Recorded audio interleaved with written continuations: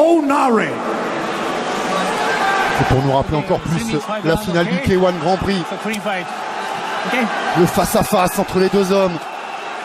2 centimètres à l'avantage du Marocain. 8 kilos en plus pour Rico Verhoeven. Badr Hari, si le kickboxing avait décidé comme le MMA ou plus particulièrement l'UFC de faire une ceinture BMF, Baddest Motherfucker, assurément Badr Hari l'aurait autour de la taille depuis 15 ans. Et c'est parti, les deux hommes en droitier. Et ce soir c'est celle du Glory qui est en jeu.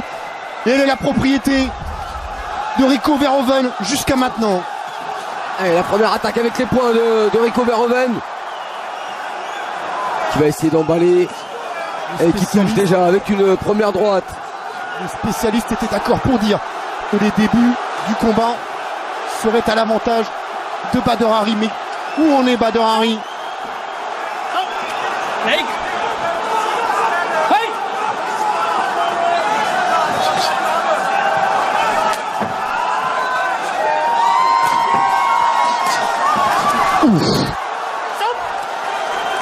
La première chose de sûr quand même, c'est qu'il n'est pas intimidé, Rico. Non, il a toute envie de faire douter Badr Hari, lui. Il place des attaques en ligne basse, c'est bloqué cette fois. Et la droite de Badr Hari.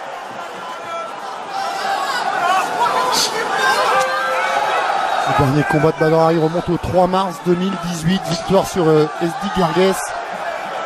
C'est vrai que c'est pas les mêmes appuis, hein, quand vous voyez les poteaux. Oh, attention, c'est lui qui est touché. Il a été complètement sonné, Rico Verhoeven. Et le voilà, le knockdown dans les 2 premiers rounds. Et c'est pourtant Rico Verhoeven qui a déclenché le premier, qui a essayé de mettre la pression sur Badr Hari. Et attention derrière. En restant très très calme, il a réussi à placer cette droite qui a déjà fait beaucoup de dégâts dans ses adversaires. Badr Hari qui accélère maintenant. Et Rico qui va gagner du temps pour essayer de récupérer. Et encore une longue minute à tenir.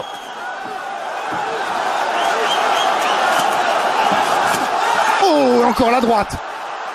Placer le kick qui s'expose au contre avec la droite de Badr Hari, Rico Verhoeven. Et voilà, encore derrière l'esquive, il arrive à bien retomber. Et là on sent, hein, c'est Rico Verhoeven qui cherche à s'accrocher, qui refuse l'échange en points. Il n'a pas encore complètement récupéré le champion.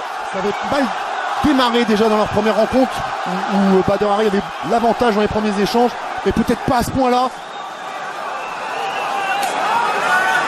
Mais attention à ce niveau, avec des combattants comme ça, tout peut s'inverser. Rico peut à son tour envoyer au tapis Badr Hari. Touché sous l'œil droit, hein, Rico déjà. Et c'est parti vite, hein, dans ce combat. Allez, le high kick pour Badr Hari.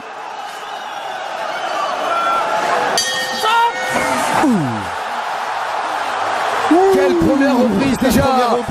Beaucoup de choses. Un Rico Verhoeven qui a attaqué le premier, qui a voulu mettre en difficulté Badr Hari, qui a contré avec une superbe droite.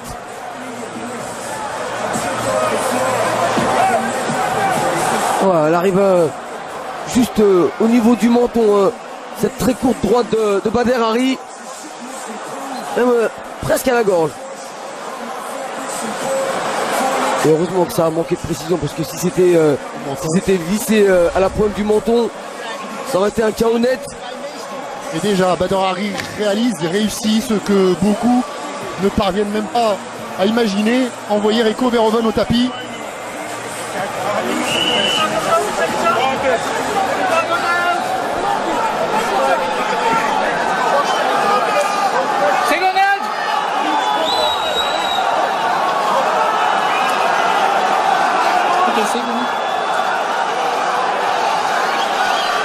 Allez, c'est le Marocain qui prend le meilleur départ. Il a déjà envoyé une première fois au tapis Rico Verhoeven. Oh, il a encore qui va presque plus être dans la position confortable du champion qu'on doit venir bousculer. Mais attention, il sait qu'il doit revenir. Et les appuis. Attention, c'est le crochet maintenant de Bader Hari. Et on sent que ça peut venir des deux côtés à n'importe quel moment. Il y a eu des championnats du monde de boxe anglaise qui nous ont énormément déçus il n'y a pas longtemps. Mais ce combat là, en pied-point, là vous avez pour l'instant il tient son rang. Vous avez deux montagnes face à face et ça recule pas, ça cherche vraiment le coup dur, ça s'engage, ça prend des risques.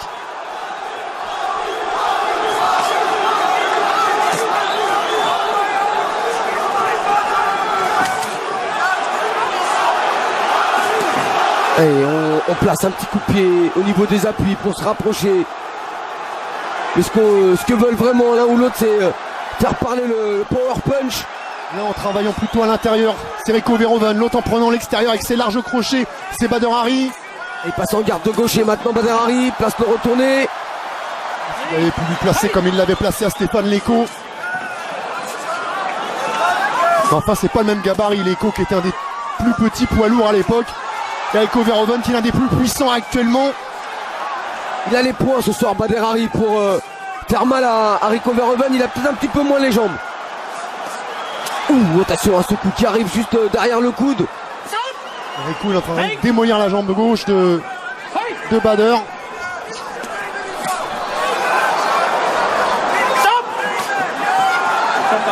Avec des low kicks intérieurs en répétition.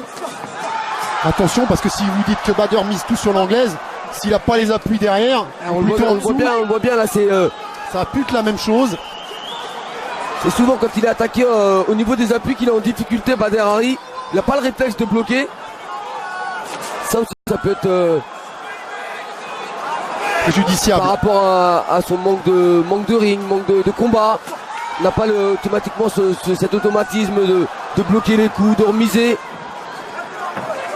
Alors il va sur ce qu'il sait faire, c'est-à-dire chercher la guerre, mettre la puissance avec des coups sur les côtés, à l'intérieur, en anglaise. Il percute très court pour Rico Verhoeven. Il a encore le crochet, il a ripé. C'est toujours ça, à l'intérieur pour Rico, les directs, les uppercuts et les larges crochets pour Bader Hari. Et la salle qui se réveille.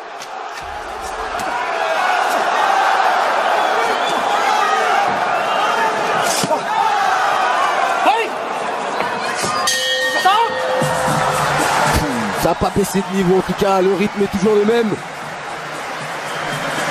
Avec un travail très propre des deux côtés. Plus orienté sur les points pour Bader Hari.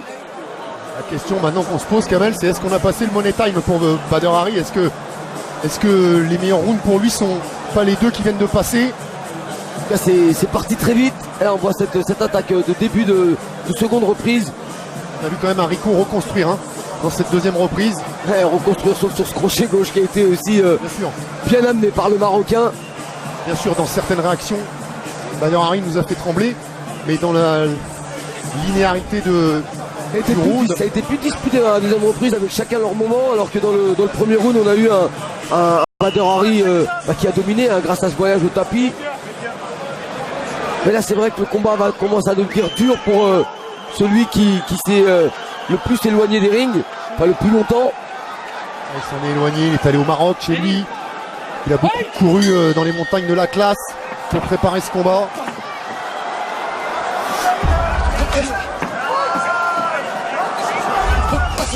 Et on connaît la faiblesse d'un combattant qui manque de ring, c'est-à-dire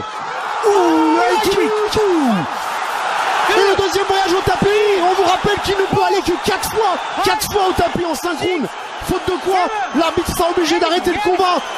Il m'a fait mentir, je parlais de sa faiblesse qui venait des jambes, je le trouvais pas très bien en appui, mais c'est avec un high kick qu'il est venu encore une fois envoyer au tapis Rico Verhoeven, et ce high kick à la façon Bader Hari qui retombe avec le tibia sur le sommet du crâne. Il n'y en a pas 50 des combattants qui peuvent envoyer Rico Verhoeven au tapis à 2 reprises dans un combat. Il n'y en a pas 150, il y en a même qu'un. Qu'est-ce qui s'est passé? Oh non, me dites pas qu'il s'est blessé. Oh, ça serait catastrophique. Ne me dites pas qu'il s'est blessé. Oh là là. Oh, c'est pas vrai, après le bras, c'est la jambe. On va attendre le ralenti pour voir ce qui s'est passé, mais est-ce que c'est vraiment la jambe? Qu'est-ce qui s'est passé encore? Voilà ce qui pourrait nous amener vers encore une opposition entre ces deux hommes, et encore plus aujourd'hui qu'hier.